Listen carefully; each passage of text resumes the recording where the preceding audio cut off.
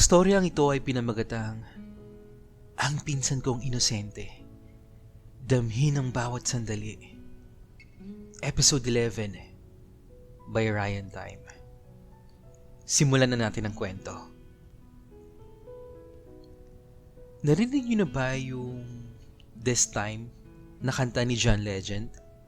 Nito ko lang kasi na-realize na tumutukoy pala to sa story namin ni Jake.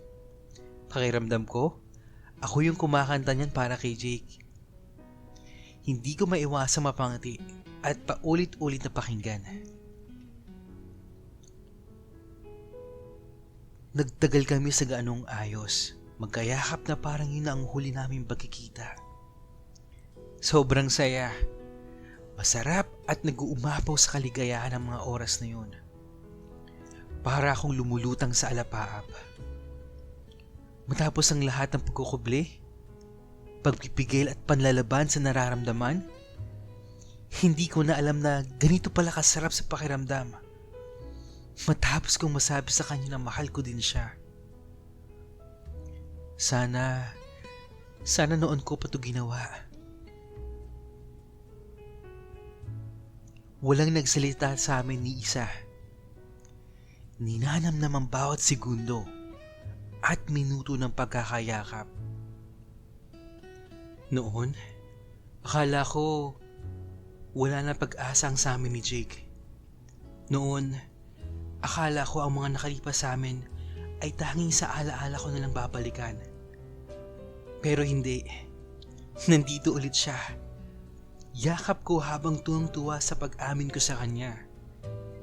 Hindi ko man nakikita ang mukha niya pero ramdam na ramdam ko ang saya na yun. Tumatagos at damang-dama ito ng buong pagkatao ko. This time, hindi ko na siya hahayaang malugmok. This time, ibibigay ko na sa kanya ng buo ang sarili ko. Hindi na ako magpipigil ng nararamdaman. Hindi na ako muling maduduwag. Dahil alam ko, hindi ako kayang sadyaing saktan ni Jake. Ramdam na ramdam ko ang pagmamahal niya. Kahit hindi niya man laging sabihin ito. Nababasa ko yun sa mga mata niya at sa lahat ng kinikilos niya. Naramdaman kong dahan-dahan siyang kumakala sa pagkakayakap sa akin. Kaya bumitaw na din ako. Pareho kami nagpunas ng mga natirang luha at nagkatitigan. Wala na yung lungkot sa mga mata niya na kanina lang ay napakasakit nitong tignan. Napalitan ito ng hindi maipaliwanag na saya. Humiti ako at nag-isip kung itutuloy ko ba yung naudlot kong sasabihin kanina. Pero sa tingin ko, hindi na. Dahil ramdam ko na alam niya yung nararamdaman ko para sa kanya. Hinihintay lang niya talaga na sabihin ko sa kanya yon. At ito na nga, nasabi ko na. Sa tingin ko, hindi na siya humihingi pa ng anumang karugtong dahil nagkaintindihan na ang mga mata at puso namin. Kuya, nagugutom ako. Sambit niya na may kasamang sobrang tamis ng ngiti. Oh, akala ko ba uuwi ka na? Nakakunot ang kilay ko habang nakangiti. Nagbago isip ko. Dito na ako matutulog. Wala naman akong gagawin sa bahay. Sinabayan pa niya ng kindat na siyang ikinangiti ko lalo. Hala ka! Matutunaw na yata ako nito eh. Nakaramdam ako ng sobrang kilig at init ng katawan na hindi ko maipaliwanag dahil sa pagkakakindat niya na yun. Para bang may gusto siyang ipahiwatig. Kapag ba sinabi kong hindi ka pwede matulog dito, may magagawa ka ba? Kunwari naging seryoso mukha ko, pero halatang nagpipigil ng ngumiti. Hindi siya sumagot at ngumiti lang ito. Para bang hindi natinag sa sinabi ko. Nagmarcha siya papasok ng bahay at naiwan akong ngiti-ngiti. Alam ko naman na naiintindihan niya ang kabaliktaran ng ibig kong sabihin sa pagtutol na matulog siya dito sa bahay. Sasabihin ko naman talaga sa kanya na dito na siya matulog sa bahay para masulit namin ang mga oras na narito pa ako sa Pinas. Naunahan lang talaga niya akong sabihin yon. Isa pa, sabik na sabik ako na makatabi at makayakap siya habang natutulog. Hindi ko tuloy mapigilan ang excitement at kilig na nararamdaman ko. Sumunod na lang din ako na pailing-iling pero nakangiti. Tuloy na siya nakapasok ng bahay. Kahit kailan talaga nung si Jake, sabi ko sa isip ko. Pagkapasok ay nagulat ako dahil nakatayo lang si Jake paharap sa akin. Seryoso ang mukha. Nagkatitigan kami. Muli kong nasilayan ang mga titig niya na nakakalunod at sobrang mapang-akit. Ito kaya yung tinutukoy niya na sinasabi niyang nagugutom siya? Naku po! Hinay-hinay lang Jake, baka sumabog na ako sa sobrang excitement, sabi ko sa isip ko. Naiintindihan ko ang mga titig niya, kaya agad kong iniwas ang tingin at dahan-dahang isinara ang pinto. Sobrang bilis ng kabog ng dibdib ko. Parang dinig na dinig ko na yun. Muli kong ibinalik ang tingin sa kanya. Pero sa pagkakataong ito, mabilis siyang lumapit at dumikit sa akin. Kasabay ng napakaalab na halik. Sabik na sabik ang mga halik na yun. Para akong naistatwa dahil sa hindi ko maipaliwanag na sensasyon. Nang makabawi ay gumanti ako ng halik. Ibang-iba na yung dating sa akin ang halik na yun. Dahil sa mga oras na yun, may kasama ng pagmamahal at wala ng pag-aalinlangan. Buong puso akong tumugon sa mga halik niya. Mapusok at puno ng pananabik. Nanginginig ang kalamnan at parang may gustong lumabas sa pagkatao ko. Mabilis kong hinubad ang pangitaas niya habang naghahalikan at parang may mga sariling isip ang mga paa namin na nagtungo sa sofa na hindi pa rin naghihiwalay ang aming mga labi. Nang makarating kami sa sofa ay nanatili kami nakatayo. Hawak-hawak ko ang magkabilang pisngi niya habang ang kamay naman niya ay buong pagmamahal na hinahaplos ang katawan ko. Inilayo ko muna ang mga labi ko sa mga labi niya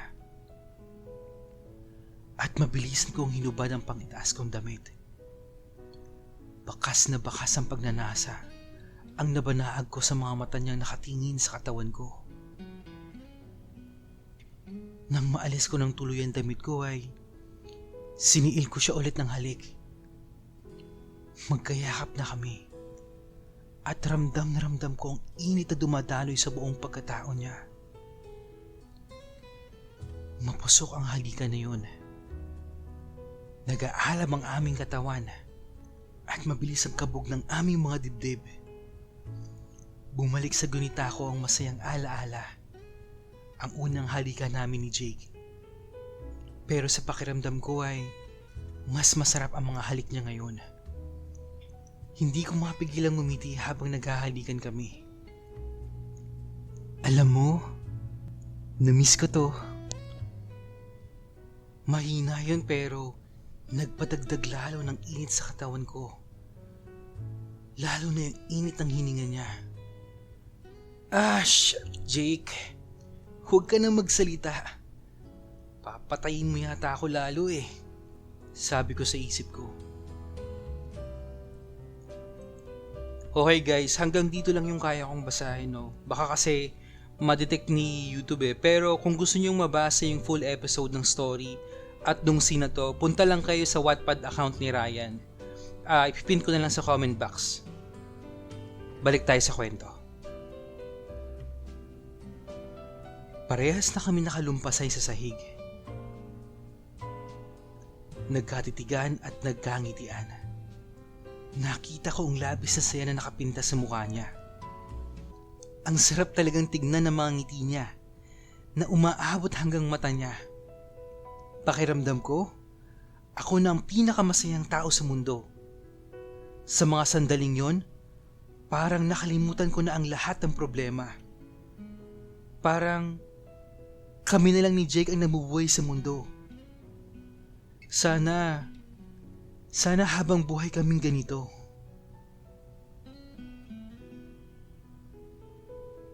I love you.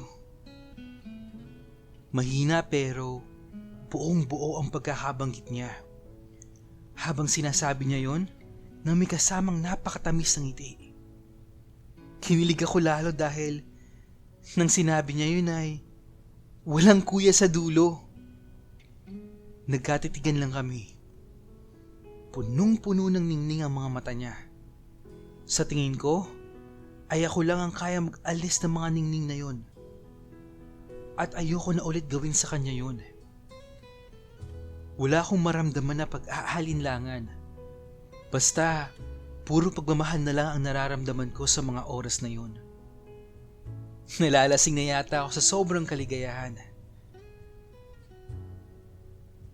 I love you too, Jake. Tugon ko sa kanya. Ito ang first time ko na magsabi ng I love you sa kasex ko. Sabay kaming tumingila sa kisame habang nakangiti. Sobrang saya. Sa sobrang saya ay hindi ko maipaliwanag ang nararamdaman ko. Sana noon pa. Sana noon pa ako nagtapat sa kanya. Pero sa tingin ko naman ay sapat na yung ngayon. Dahil kung sinabi ko sa kanya noon, sa tingin ko, hindi ganito kasaya ang mararamdaman ko. Parang espada. Bago pa ito tawagin na espada, isa tong metal na dinarang sa apoy at hinulma. Pinagpaguran at pinagpawisan para tuluyang mabuo at tawagin na espada. Sadyang ang saya ay laging may kalakip na lungkot, pagtitiis at pagdurusa. Bago ka tuluyang maging masaya, dadanasin mo muna ang lahat ng iyon. Parang kami ni Jake. Oh, gutom ka pa rin ba? Sambit ko, sabay ng makahulugang tingin sa kanya. Oh kuya, pwede bang isa pa? Nakakatuwang pang-aasar niya. Eto gusto mo? Sagot ko habang nakataas ang kamao. Toktokan kita gusto mo? Biro ko sa kanya habang nakangiti. Kuya naman, hindi ka na mabiro. Sinabayan ng malawak ng ngiti. Bakit ka ba nakangiting aso dyan? Tanong ko sa kanya. Wala lang. Hindi niya maalis ang ngiti sa mga labi niya. Naaalala ko lang yung unang ginawa natin to. Hindi ka makatingin sa akin ng diretsyo noon. Nakangiti pa rin siya habang nakatingin sa kisame. Tapos, para kang binuhusan ng tubig na may yelo. Tapos sabay tawa ni Jake. Tapos, pinagtutulakan mo pa nga akong pawiin dahil niyakap kita. Tapos sabi mo, bakla ka ba? Galit na galit ang itsura mo nun. Ganito oh. Ginaya niya yung itsura ko at nagmimik ng mga sinabi ko nun. Saka tuluyan na siya napatawa. Tumawa na lang din ako dahil sa itsura niya. At naaalala ko kung paano ko siya ipagtulakan nun. Dahil nga kasi sa hindi ko maipaliwanag ang nararamdaman ko. Noon ko kasi napagtantong mahal ko na si Jake. Nagkatawanan kami. Sa kaya maya-maya ay huminto. Nakatitig lang kami sa kisame. habang nagmumuni-muni ng nakaraan. Oo kuya, nababakla ako sa'yo. Pagputol niya ng katahimikan. Naramdaman kong nag-alangan siya na sabihin niya yun. Hindi ko mapigilang umiti sa kilig. Ang sarap sa pakiramdam na pinag-uusapan namin yung mga nangyari sa amin dati. Saka siya muling nagmimik ng mga ginagawa ko noong pagsusungit sa kanya. Tigilan mo na yan, Jake ha. Mayayari ka sa akin. Pagbabanta ko. Patuloy pa din siya sa pagmimimik. Kuhang-kuha niya yung mga facial expressions ko noon.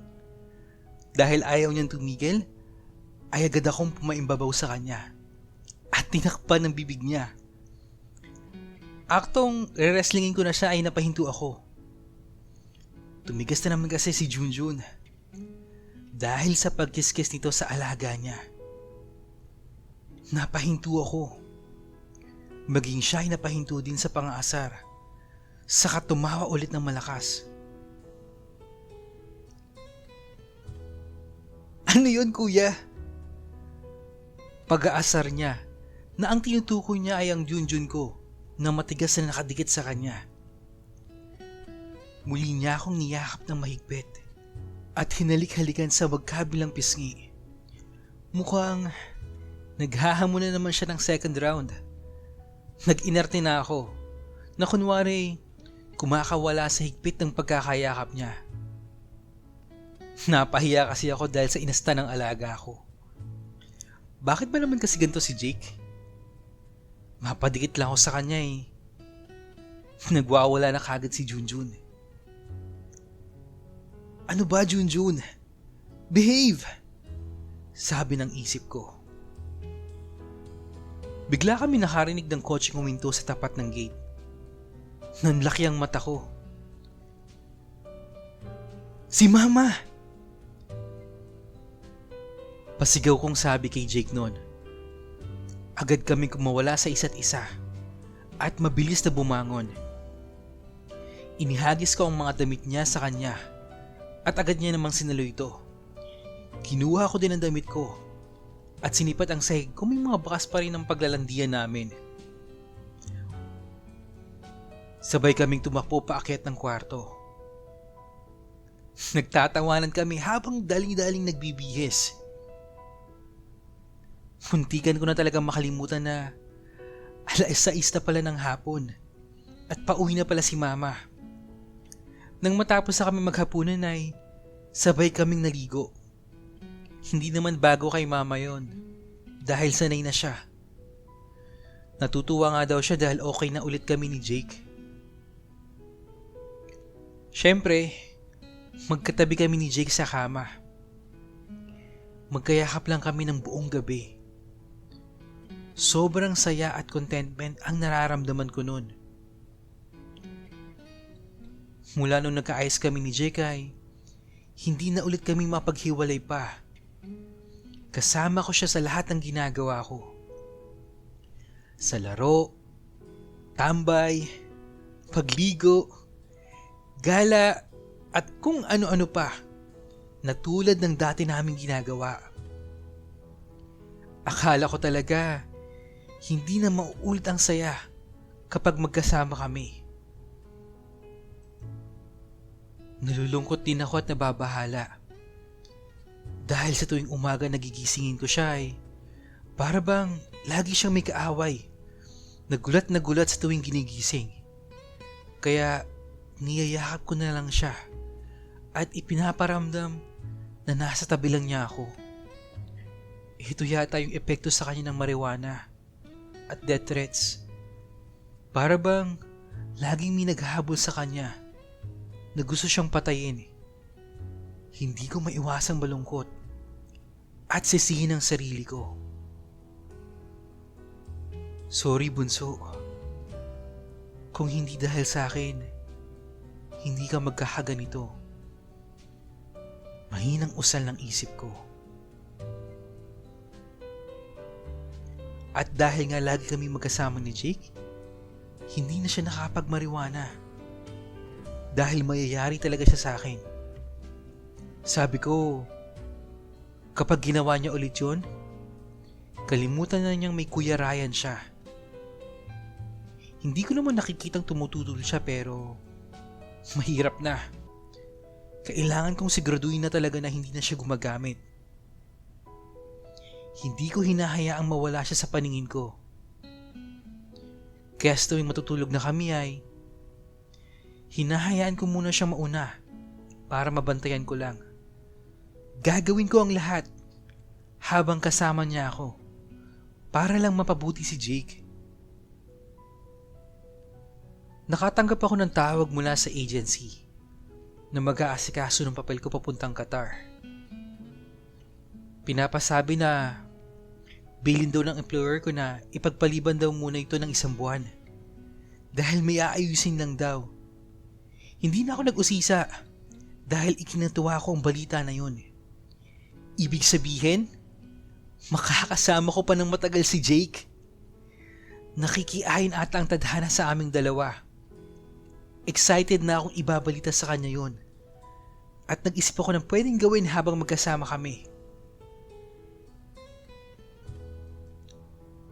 Jake! Pagtawag ko sa kanya, kakaakyat ko lang sa kwarto noon. Nakadapa siya habang nagbabrowse sa laptop ko. Tumingin siya sa akin. Oh, bakit kuya? Ibinilik niya ulit ang tingin sa pagbabrowse. Mag-impake ka na! Excited kong sabi sa kanya. Ha? Bakit? Naguguluhan niyang tanong. Uuwi tayo kila lolo sa probinsya. 3 linggo tayo doon. Ipinaalam na din kita kay tita. Binigyan niya ako ng naguguluhang tingin. Kailan? Di ba magkakatar ka na? Next month pa. Nilakihan ko lalo ang ngiti ko. Lumiwanag ang mukha niya at sobrang na-excite. Napatalon pa nga siya sabay sabing, "Yes!" Agad siyang yumakap sa akin ng mahigpit. Ginantihan ko lang din siya ng yakap habang ngiti-ngiti. Okay, hanggang dito muna guys, no. Upload na lang tayo ulit bukas. Sa mga nagtatanong po ng FB page natin, search nyo lang Men to Men Stories. And then FB account ko po, search nyo lang din Ren Santiago. Add nyo lang ako guys para friends tayo. Pero wala pa kasi akong maayos sa picture dun eh. Pwede nyo ring isend yung mga stories nyo sa FB account natin. Yun lang at maraming salamat. Hanggang sa muli.